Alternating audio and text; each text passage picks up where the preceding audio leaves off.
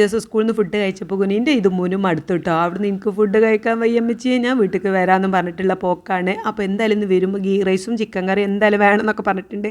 അപ്പം നമുക്ക് അവർക്ക് ഉണ്ടാക്കി കൊടുക്കാമല്ലേ. ഒന്നാമത് എന്താ വെച്ചാൽ സ്കൂളിൽ നിന്ന് ക്ലാസ്സിൻ്റെ അടുത്തുനിന്ന് കൈ കഴുകാനും ലൈനായിട്ട് ഇങ്ങനെ പോകണം. പിന്നെ കൈ കഴുകി വന്നിട്ട് നമ്മൾ എന്ത് ചെയ്യണം, പ്ലേറ്റായിട്ട് ചോറിന് വേണ്ടിയിട്ട് ലൈനായി നിൽക്കണം. അത് കഴിഞ്ഞ് പിന്നെ ഫുഡ് കഴിക്കാൻ പോയി ഫുഡ് കഴിച്ച് പിന്നെ പാത്രം കഴുകാനും ലൈനായിട്ട് നിൽക്കണം. കൈയൊക്കെ കഴുകി വരുമ്പോക്കിന് ഭയങ്കര പണിയാണ്. ആ നേരെ എനിക്ക് ഇങ്ങോട്ട് വരാം, ഇവിടെ പെട്ടെന്ന് എത്താമല്ലോ. പിന്നെ അത് പറഞ്ഞിട്ടാൽ ഇവിടെ അടുത്ത് തന്നെയാണ് കേട്ടോ സ്കൂള്.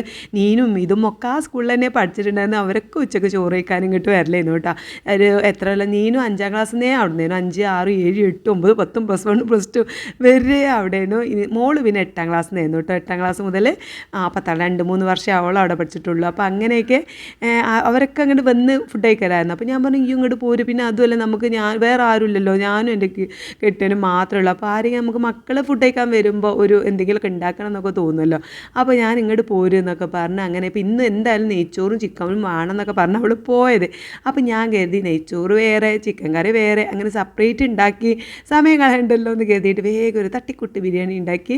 കുറച്ച് ചിക്കൻ എടുത്തിട്ട് ഞാൻ മസാല ചെറിയ ചെറിയ പീസാക്കിയിട്ട് നമ്മൾ പൊരിക്കാനുള്ള മസാല തേച്ച് വെച്ചിട്ടുണ്ട് കേട്ടോ.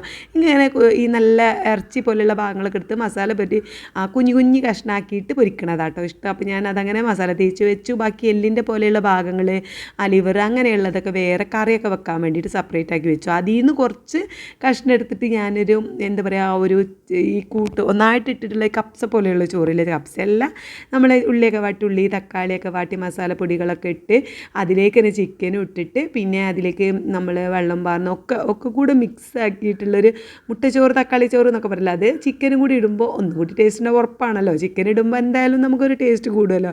അങ്ങനെ ആയിട്ട് പെട്ടെന്ന് എന്നാൽ പിന്നെ വേറെ കറി ഉണ്ടാക്കണ്ടല്ലോ, കറിയും വേറെ ഉണ്ടാക്കി ചോറ് വേറെ ഉണ്ടാക്കി ഒക്കെ കൂടെ പണി വേണ്ടല്ലോ എന്ന് കരുതി കറിയും ചോറൊക്കെ ഒരുമിച്ച് അങ്ങോട്ട് ഉണ്ടാക്കിയിട്ടോ. അങ്ങനെ അതവിടെ ആക്കി പിന്നെ കുറച്ച് ചിക്കൻ എടുത്ത് പൊരിച്ചു. പിന്നെ കാബേജ് എടുത്തിട്ട് തോരനൊക്കെ വെച്ച് ഇത് അടിപൊളി ചോറൊക്കെ ആയിട്ടുണ്ട്. ഞാൻ ഇതൊക്കെ ഉണ്ടാക്കിയപ്പോൾ ഇതുമ്മ വന്ന് അപ്പോൾ വേഗം ചൂടാറാൻ വേണ്ടിയിട്ടാട്ടോ ഞാൻ ഈ വിളമ്പി വെക്കുന്നത്. അപ്പോൾ ചൂടാറി കൊണ്ടുപോയി വെച്ചപ്പോൾ ഇത് ആളിവിടെ എത്തിയിട്ടുണ്ട്. അവൾക്ക് ഭയങ്കര ഇഷ്ടമായി. ആളിതാ അടിപൊളിയായിട്ട് കഴിക്കുന്നുണ്ട്. കണ്ടപ്പോൾ തന്നെ ഭയങ്കര സന്തോഷം കേട്ടോ. ഈ റൈസ് കണ്ടവൾക്ക് പിന്നെ ഭയങ്കര സന്തോഷമാണ്. നല്ല ടേസ്റ്റ് ഉണ്ടായിരുന്നു. നല്ല അടിപൊളിയായിട്ടുള്ള ചോറിന് കഴിച്ച് അവൾക്ക് മടങ്ങി പോവാമല്ലോ. അങ്ങനെ ഞാനും ഇതാ അതൊക്കെ കഴിച്ചു. ഇന്നത്തെ വീഡിയോ ഇഷ്ടപ്പെടുകയാണെങ്കിൽ സപ്പോർട്ട് ചെയ്യണം.